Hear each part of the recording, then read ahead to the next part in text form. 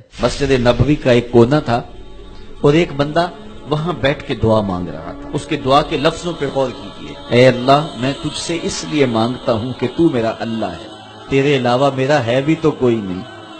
تو یہ وہ دعا مانگ رہا تھا اور مسجد نبوی کے کونے میں بیٹھا تھا۔ حضور نے دیکھا تو ایک صحابی سے کہا، وہ جو دعا مانگ رہا ہے اس کو جا کے بتا دو تمہاری دعا قبول ہو گئی ہے۔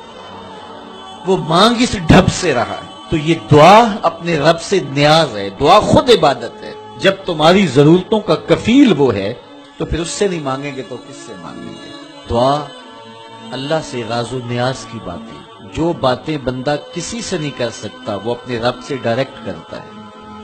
اپنے دل کے سارے دکھڑے اپنے رب کی دہلیز پہ رکھتا ہے اور اپنی ساری ضرورتیں مالک کی چوکھٹ پہ رکھ دیتا ہے، اور اس سے مانگتے ہوئے بندے کو شرم نہیں آتی، حیا نہیں آتا، بلکہ اس سے مانگتے ہوئے فخر محسوس ہو رہا ہوتا ہے کہ میں اپنے رب سے مانگ رہا ہوں۔ اور جب اس سے بندہ مانگتا ہے تو پھر وہ مانگنے والے کی لاج بھی رکھتا ہے۔ تمہارا رب حیا کرنے والا کریم ہے۔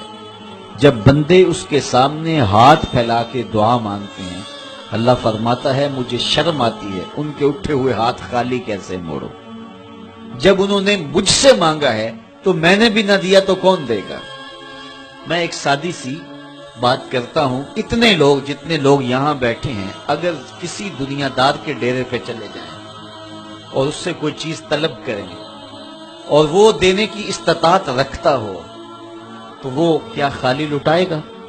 وہ کہے گا اتنے لوگ آگے ہو تو ڈیرہ داری کی شان کے خلاف ہے کہ میں ان کو خالی لٹاؤں۔ تو جب یہ دنیا دار خالی نہیں لٹاتا تو رب کیسے خالی لٹائے گا؟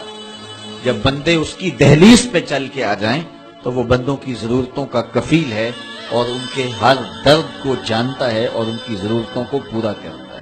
علماء نے کہا دعا ہر صورت قبول ہوتی ہے، یا تو یہ ہے کہ فوراً قبول ہو جاتی ہے، جو مانگا فوراً مل گیا، اور کبھی ایسا ہوتا ہے کہ فوراً نہیں ملتا، حکمت ہوتی ہے اور فوری دینا مناسب نہیں ہوتا تو اس کو فوری نہیں دیا جاتا، لیکن دعا بعد میں کچھ عرصے کے بعد اس کی ڈیمانڈ پوری کر دی جاتی ہے۔ اور کبھی ایسا ہوتا ہے نہ فوری دیا جاتا ہے نہ بدیر دیا جاتا ہے، اس دعا کو ذخیرہ کر دیا جاتا ہے اور حشر کے دن اس کا بدلہ دیا جائے گا۔ اور روایت میں آتا ہے حشر کے دن جب ان دعاؤں کا بدلہ دیا جائے گا جن کا بدلہ دنیا میں نہیں ملا تھا تو لوگ آرزو کریں گے کاش کہ دنیا میں کوئی دعا قبول ہی نہ ہوئی ہوتی، سارے صلے آخرت میں ملتے۔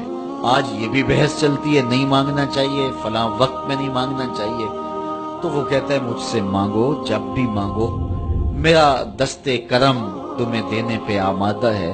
اور اگر کوئی نہیں مانگتا فرمایا کل ما یابو بکم ربی لولا دعاؤکم، اے محبوب فرما دو اگر یہ نہیں مانگیں گے تو اللہ بھی پرواہ نہیں کرے گا۔ مانگنا تمہاری ضرورت ہے، اگر تم مانگتے رہو گے تمہاری جھولیاں بھرتا رہے گا، اور اگر تمہیں اسے نہیں پکارو گے تو وہ بھی تمہاری پرواہ نہیں کرے گا۔